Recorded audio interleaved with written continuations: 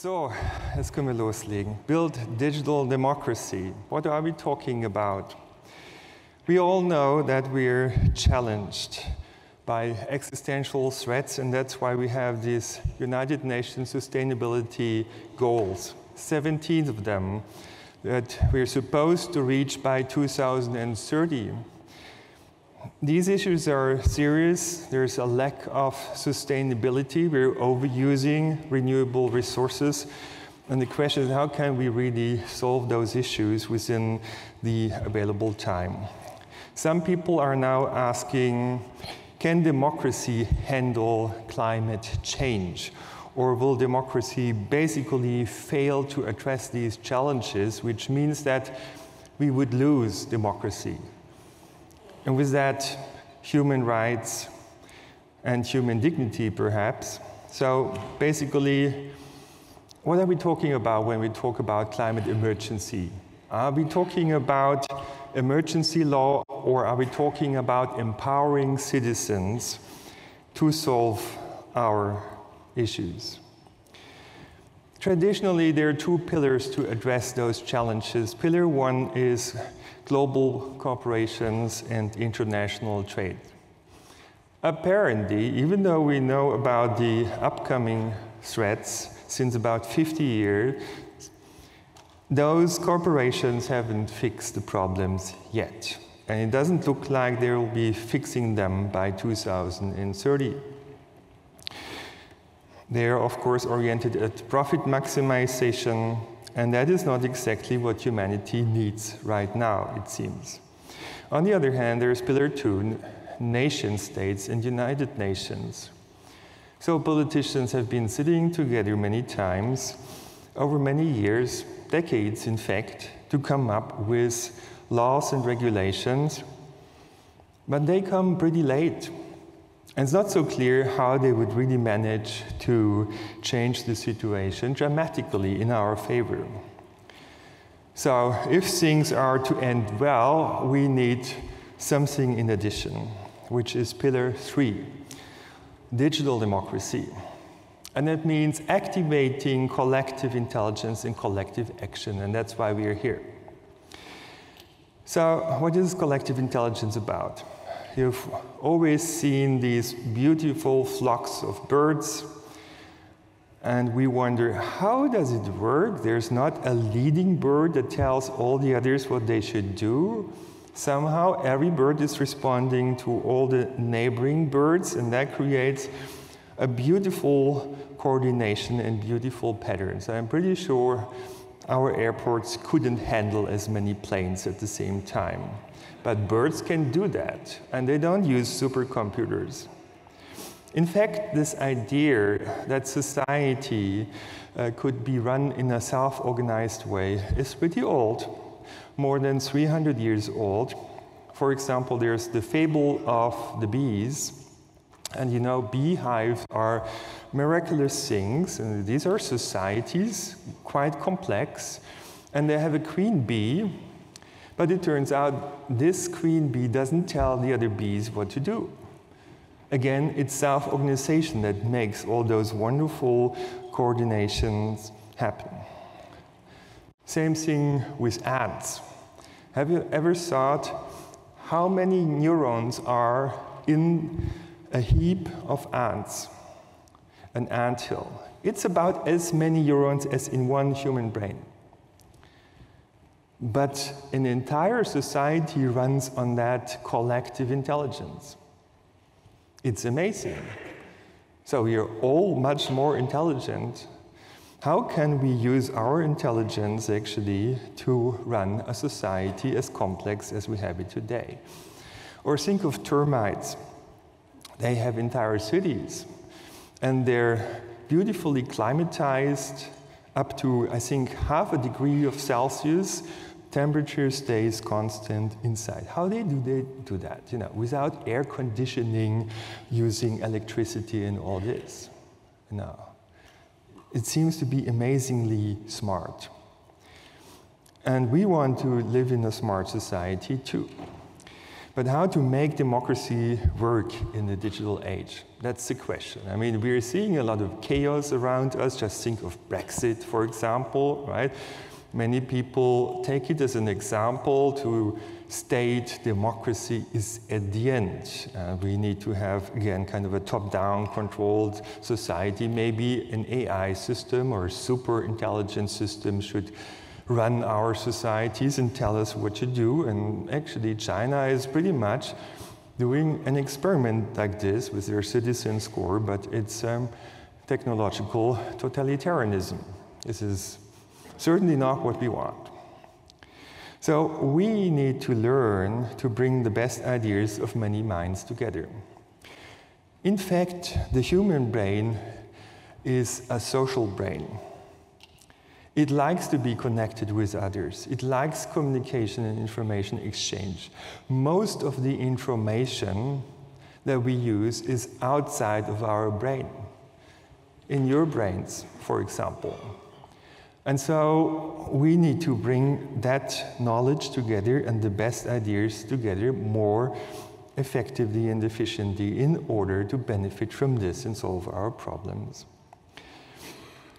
But now, in principle, we could build online deliberation platforms. I'm not talking about Facebook. I mean, certainly these platforms are creating a lot of hate speech and flame wars and all these kind of things. We need to design them in a different way, maybe more like a village where all the arguments basically are put on a virtual table.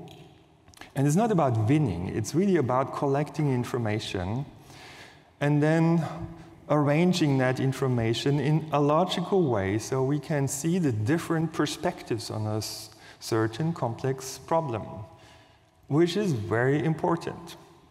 It's not important to tell others how they should think about the problem. It's important to collect these different perspectives because problems today are so complex that a single perspective will never give a good picture of the problem and also not good solutions. And there are some very nice examples, so you can read about this also, I think at Wikipedia and otherwise in the internet. Netflix Prize is just one of these examples where you could win $1 million, I believe, if you were able to improve an algorithm of Netflix recommending movies to customers, if you were able to improve it by, say, 10% or so. And it turned out that all those competitors, there were, I think, hundreds of competitors and thousands of solutions, didn't manage to crack this threshold for about 2 years, if I remember well. And then basically the boss of one of those teams stepped into the office, that's what somebody told me, and said, yeah, don't you want to do something else again? And the team said, well, then maybe we have to take another approach. And they combined their solution with solutions of other teams. In fact, worse solutions. And you would think that would deteriorate the quality of the solution. And just the opposite was the case. They were immediately jumping above the threshold, and the other teams were doing the same thing and combining solutions, and they reached about the same quality of solution. So not the individually best solution is the best kind of, it's not the point to be a genius. The point is to have diverse solutions and to combine them with each other. That will create better solutions if the problem is complex enough, and we have a lot of complex problems these days. So all of this is about combining different perspectives. Don't hate your enemies in your opposition. We need their different points of view on complex problems in order to get a better picture of the problem. And we've been working a little bit on creating simple platforms to promote collective intelligence. One of them is called Empower Polis, Digital Agora. Not terribly sophisticated, but it's a start. Now the question is, how can we fix the world's problems with this approach? And the answer is City Olympics. So basically, a friendly competition among cities and regions in the world for the best solutions and implementations and courses of action.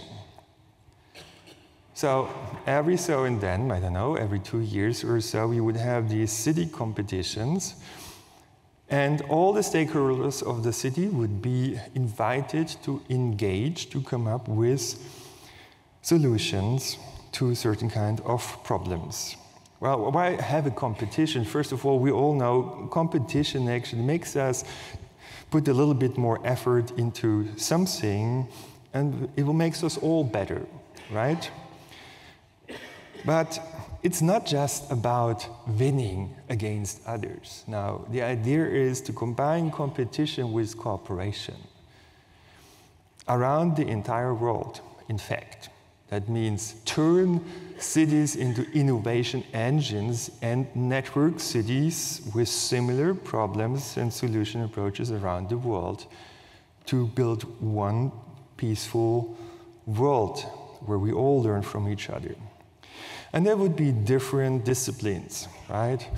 How to improve mobility or sustainability or energy use, resilience, peace maybe, whatever is really a big unsolved problem, probably a global problem.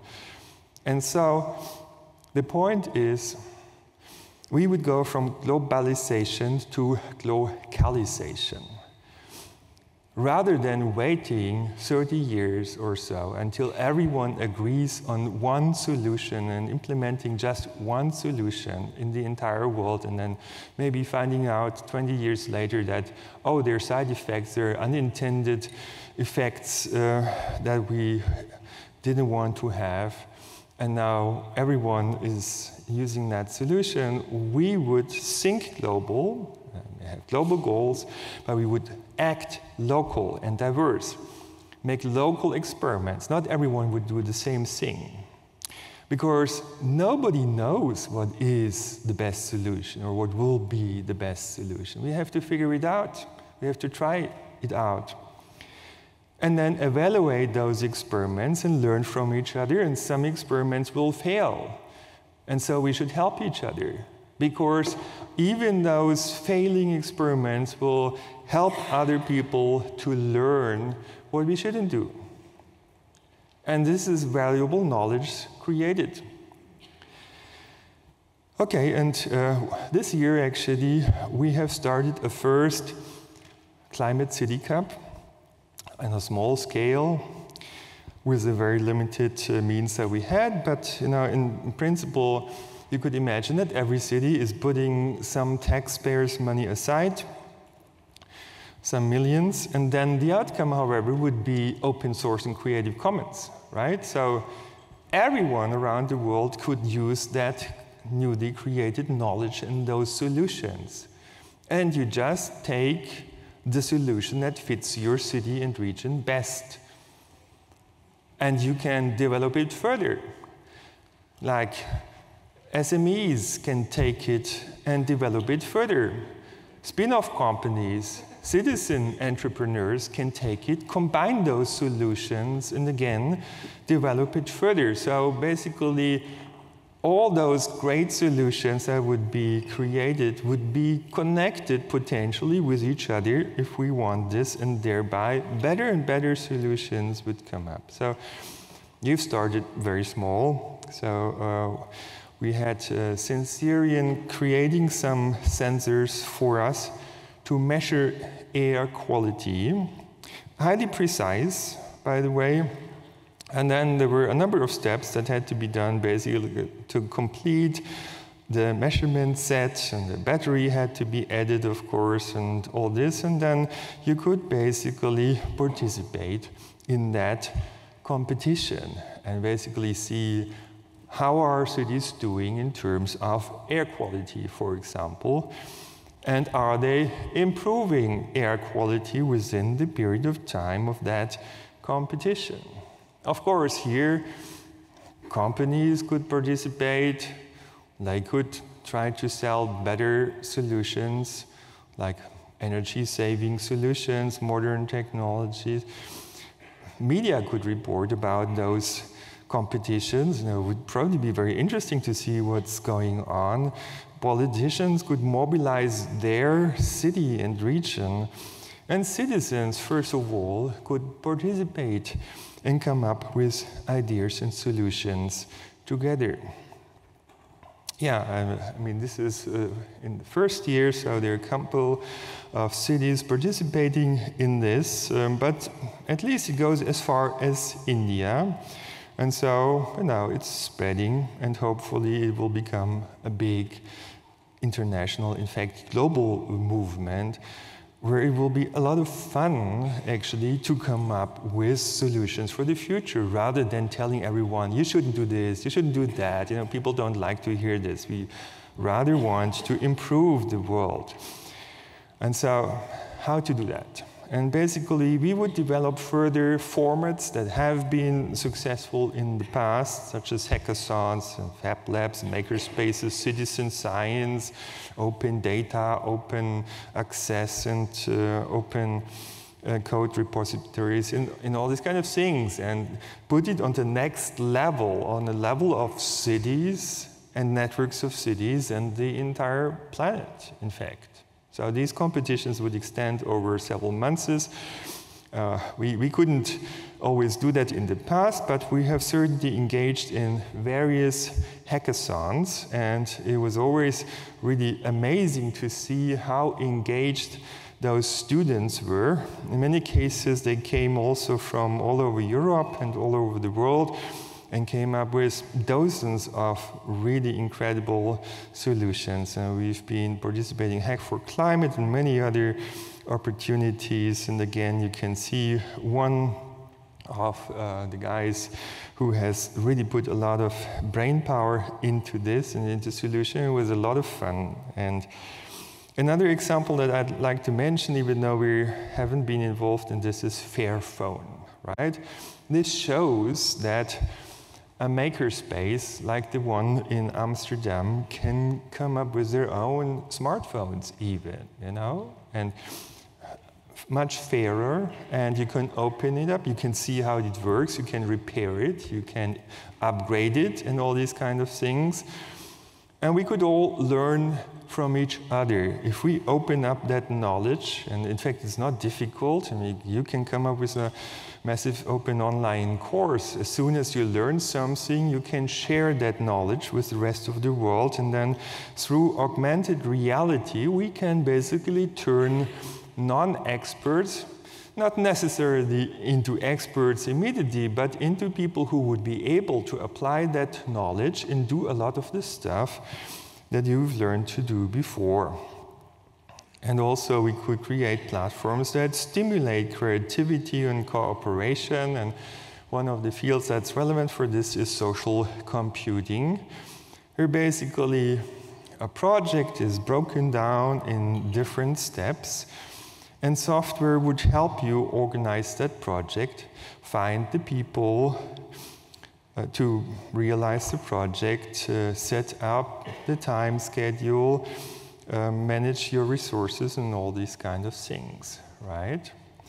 And I personally think in the future, political parties and companies will more and more be replaced by projects, in fact, right? So basically, you have an idea, you have a goal, you're finding people to reach this goal, you make that knowledge available worldwide, it can impact the entire globe. Once you've finished one of these projects, you start the next project. Sometimes you're coordinating a project, sometimes you're helping a project to succeed. It could be a business project, it could be a social project, a cultural project, an environmental project, and maybe you want to be involved in these different kinds of projects to have this life satisfaction that we are all striving for. Some people think, and I would agree, that we've only invented 1% of all things. So there's an amazing number of new things that we could invent. And in fact, a lot of ideas just don't make it because they don't find the venture capital. And we need to have different kinds of financing, like crowdfunding. And I think, besides basic income, we should have an investment premium. That would be money that we get to distribute it to others who have great ideas and engage for something important. But I personally believe we can actually do much more than most people think. Take OpenStreetMap, right? I think it was invented at UCL in London, and then quickly it spread all around the world, and now there are 1 million people approximately who are contributing data to the system to keep it up to date, and everyone can use that data and navigate and all these kind of things and combine all sorts of services with that. And you can go a step further and use that information that's out there on the internet, like the many photographs that tourists and normal people upload to the web and basically reconstruct cities in 3D, right? Amazing. And you can do that all from your desk at home or in a coffee shop or whatever, So now I think we need to reflect how to upgrade smart cities that are using, of course, big data and AI towards participatory cities where digital democracy is alive, where collective intelligence can add to the smartness of technology. And I think it's very important that we can create and shape our cities, otherwise it's not our cities. And that brings us to open source urbanism, or also, you can also, of course, sell designs to be implemented elsewhere, but I really love this idea of open source urbanism. So it takes those success models of Wikipedia and GitHub and Creative Commons further over open source hardware to open source architecture and open source urbanism. And it requires basically openness, collaboration, modularity, granularity, and low-cost integration. And there are some cities that are already doing such a thing, and it has certainly increased the quality of living in these quarters. So people have been making it their city quarters, their cities. What we can also do is we can build all sorts of digital assistants. It's not so difficult. You don't need to be a millionaire and buy a factory to do that. You need to have a bunch of people to do that together. And we've been working on a number of platforms such as EmpowerPolis and GrippeNet and NervousNet. These are, of course, not as sophisticated as WhatsApp, but they're participatory and democratic, and they take care about privacy and all these kind of things, right? So, yeah, apparently it's fun using that stuff, and you can see some of the screenshots that have been created within these apps, and one of the applications is, of course, health. And quantify itself, but of course the issue is that in many cases data will be sent to companies and maybe to your insurance company, not even your doctor or even less yourself, and you don't know what's happening with the data. Do you really want this? Probably not, right? So we would want to know more about our health and help ourselves and help each other in a fair way, in the sense of empowering citizens and patients. And this is a platform that we've been working on in order to get into this direction, called GrippeNet or InfluenzaNet. Or responsible consumption, something that Fridays for Future and Extinction Rebellion and politicians are more and more talking about. And the approach is typically to nudge people, to trick them to not eat meat anymore, or do this or do that and so on. And we think this is not the right way. It's not doing justice to human intelligence. And in fact, we have created a platform for more responsible, more sustainable consumption, where people can say how much they care, not just about the price, but also about health, about sustainability, about socially responsible production, maybe allergies. So your smartphone would know locally, you wouldn't tell it a server or a company, and then your smartphone would basically scan the codes of those products in order to figure out what are the products that fit your preferences best, right? So you don't have to read all the small print. The smartphone does it for you and tells you that is, from your point of view, the best product, and that's the second best, and so on. It turns out people will try out new products and they will change their behavior. So you don't need to trick people to make them change their behavior.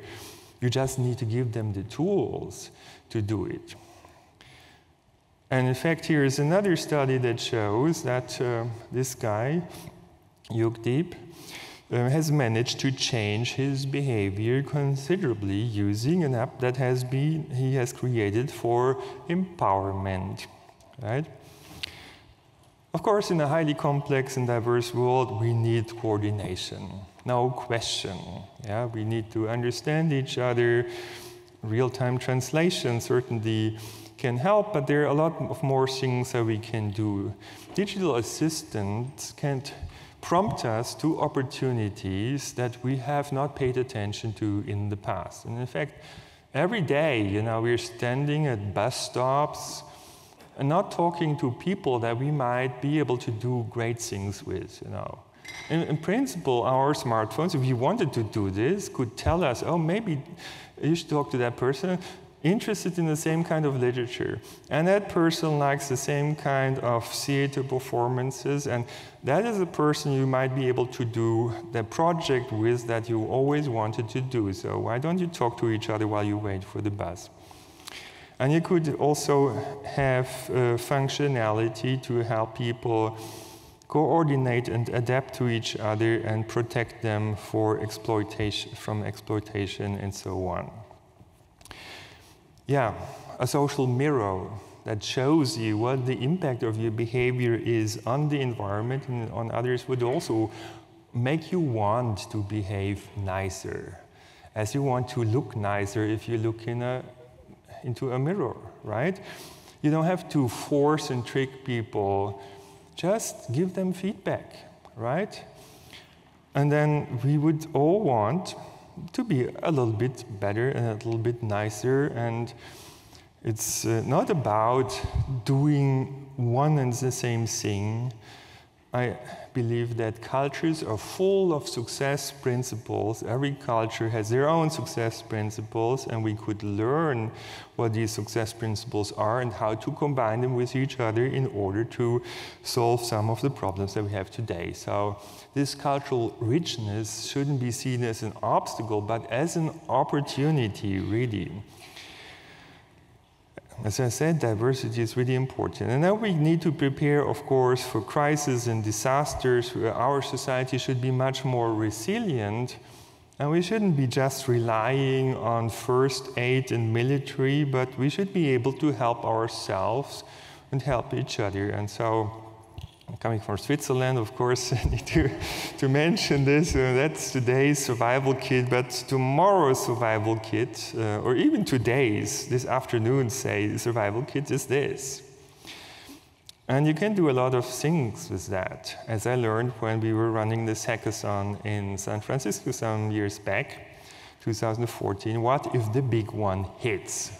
Talking about earthquake resilience, right? So first of all, smartphones could actually collectively figure out if the earth was shaking and an earthquake was happening, and could warn your friends and family in some distance to get out of the house or office as quickly as possible and make some people survive that would otherwise perhaps die or get injured. And then once the disaster has happened, you want to be able to help yourself and each other, it often takes 3 days until military and government are ready to help. But within these 3 days, it's the period where most people die. It's too late when they come and help. So you need to be able to help yourself, right? With your smartphone, you can actually document the damages created to bridges and buildings and all this and upload it and create a map that's very informative about the situation. And everyone, locally, your neighbors, but also first aid, government, and so on, would immediately know what the situation is and where are the locations that need most help. Then also, of course, in between, you need to be able to recharge your smartphone, and you need to have autonomous recharging stations using solar panels. So you need to be prepared for a power outage. It will happen in exactly when you need it most. You most likely won't happen normal electricity and communication. And then you want to be able to help each other, right? You want to say, I need help. Can somebody just sit my baby while I have to buy some stuff? Or does somebody have some warm blankets or whatever? And you would be able to provide something else. And so you need to match supply and demand, basically, locally, without a central server. So you need ad hoc networks, and you need to have a sharing economy that is organized in a centralized way, using, for example, fire chat between phones. So it's all decentralized, right? You don't depend on government. You just have the tools to help yourself and each other. And in fact, when there is a disaster, people are willing to help. And we can take that a step further and say, why do we wait for the crisis and disaster? We could use these approaches today to improve our everyday situation. And this is what the digital upgrade of democracy, in other words, digital democracy is about. And we've been thinking about how to create our own data. And we started to develop an app. I'm not sure it's operational right now, but at least the code is at GitHub. And so the idea was to use our smartphones to be able to collect data, because there are a lot of sensors in those smartphones, and you can generate your own data, in fact, right? We could connect our smartphones if we wanted. I don't have to want it, but if you wanted, we could connect them to create a global measurement network that's independent of the government, a citizen network. And of course, we would want to have one that we can trust. It doesn't just listen to what we're doing and surveil us, but we would want to be able to determine what kind of sensors are being used for measurements, and whether you would use that data just for yourself or would want to share it, and so on. But the goal would be to create a citizen web, run the Internet of Things as a citizen web, a participatory system, an open data source, but real time, where the success principle is give and take, fair play, right? You can take data, but you should also give data. So it works. You can take source code, but if you modify it to adjust it to your own purposes, you should also upload it again so other people can use it and modify it. So we would have a very powerful repository, new opportunities for all in terms of data analytics and applications and services. So the principle would be empowerment. And so if we set it up well, it would enable users, customers, citizens, and the result would be better services, better products, better businesses, better neighborhoods, smarter cities, and smarter societies. And the success principle really would be combinatorial innovation and co-evolution and cooperation and information and innovation ecosystem where as we make progress, we're benefiting from the progress of others as well. So we are all standing on the shoulders of giants, but we are also giants in a sense. We are standing on each other's shoulders, right? And making progress. And in fact, it's a lot of fun to work on these things and experiment and see what you can do. You can build games, of course. Treasure Hunt was one of the games that we created, but you can do much more serious things, such as, for example, map resources and where are they located and who's using them and all these kind of things. And of course, the biggest problem maybe is to overcome lack of sustainability. How to do that, really? Politics hasn't been extremely successful in this with laws and regulations, just too slow and also too restrictive. But it's a problem if we produce 50 tons of waste in a lifetime, like tables, boards, computers, cars, smartphones, a lot of valuable stuff that other people could still use. It's just going into the rubbish. And, well, society cannot be steered like a car. And politicians and business people would love this, but it's not the way. But we can learn from nature. Nature has evolved over billions of years, and it's very efficient, and it's using resources in an extremely efficient way. I think we can learn a lot, really, from nature. Now, nature is not using a system like money to control a complex system. Money is a one-dimensional thing.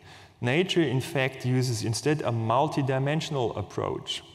Multiple different feedback loops for carbohydrates, for proteins, for vitamins, for minerals, and so on. You cannot replace it mutually, usually.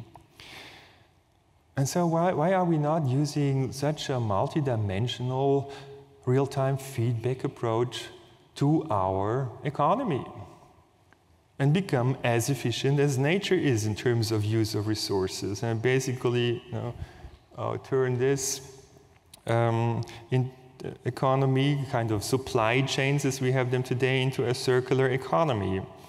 And for this, we could use the Internet of Things, but I don't think we should centralize all that data. We should use that data locally and in a privacy-respecting way. We could, for example, map noise and other externalities and CO2 and garbage of all kinds, glass, steel, plastic, and so on. And the number one principle would be to increase positive externalities, reduce negative ones, and ensure fair compensation. And we could build this multidimensional incentive and feedback system using, for example, blockchain technology to introduce new forces into the market that would incentivize to produce in a more environmental friendly way or socially respecting way, and thereby closing our logistic supply chains into a circular economy and sharing economy. I'm personally convinced there are enough resources for everyone on this planet. We just need to learn to organize ourselves in a different way so it would be available for everyone. So you can be a game changer. You can turn that old game of the old economy competing for material resources, the monopoly game, into another game, Sozial, the social city where we help each other based on co-learning, co-creation, coordination, cooperation, and co-evolution.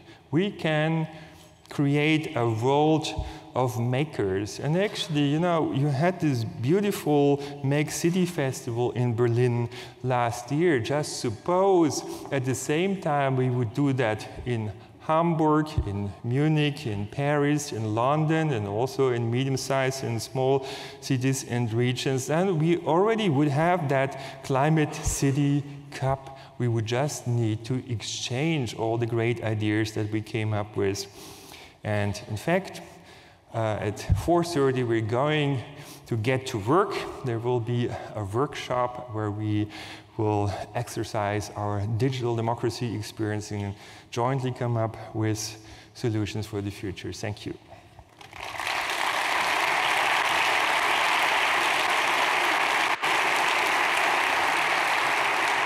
Thank you so much, Mr. Helbing. We have a question from our digital tool Slido. You probably know Slido. Yeah. And it's basically this moment. If cities become the most important institutions for digital democracy, what will happen to the nation states? Well, there have been a lot of discussions about the future of nations, and some people have said maybe nations should just be dissolved and then we would have just one world. And borders should certainly not be standing in the way between different people. I personally believe that we will overcome those cultural and political barriers by cities and regions working together. As we see that this is really a workable model that is bringing us forward together, then I think this will become a more and more powerful institution for the entire planet. If you could become the mayor of a city, which one would you pick? I do love Berlin, but I haven't thought about being a mayor, to be honest. Okay, so you couldn't pick just one city. You would also get all the money you want, so you could really transform it. All the political power and the money. Which city would you pick? I think it's really important that we learn to do participatory budgeting, right? Of course, everyone is trying to do a good thing for society, but everyone has a very limited capacity, be it even big business or big cities. And if we want to have more transformative capacity to get into a digital and sustainable society, we need to involve more people. We need to have a much more participatory approach to really use the power of all these ideas of all of us. And I think that needs to change. It's not about governing people, it's about engaging with people. That would really be a major change, but we see it's eventually coming on the way.